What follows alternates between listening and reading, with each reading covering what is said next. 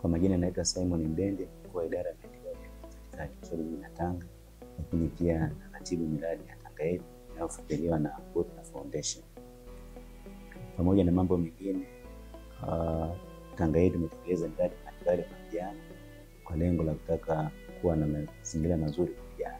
Sababu lengo kubwa la mradi ni kutaka kutengeneza jiji rafiki kwa vijana na watoto. Sasa ili uweze kutengeneza jiji rafiki kwa vijana na watoto, kwa lazima uanze kuwatengeneza wakiwa wadogo. Sasa katika kutengeneza hilo, Tanga yetu ilikuwa na mradi wa utengenezaji wa madawati kwa shule za msingi, lakini pia viti na meza kwa shule za sekondari, ili kuweza kuwatengeneza vijana waweze kupata uelewa mzuri kwa wadogo na hatimaye waweze kuwa na maisha mazuri hapo baadaye. Kwa upande wa shule za msingi, tulisaidiwa kutengeneza madawati 1490 ambapo yalienda kwenye shule 72 za Tanga, na kila dawati lina uwezo wa kukaa watoto watatu, hivyo takriban watoto 1270 wamekaa kwenye hivyo viti. Na kwa upande wa sekondari tuliweza kutengeneza kulikuwa kuna upungufu wa meza na viti.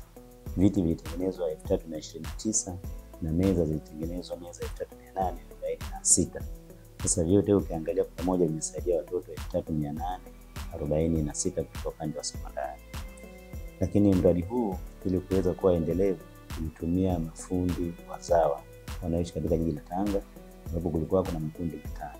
Kulikuwa kuna kundi la vijana ambao ni vijana 113 wanashiriki katika kutengeneza hayo madawati, lakini pia kulikuwa kuna watu wenye ulemavu ambao kulikuwa kuna kikundi kimoja ambacho kilikuwa na watu 10, lakini pia kulikuwa kuna watu wazima ambao wana ujuzi wa kutengeneza madawati walikuwa 39.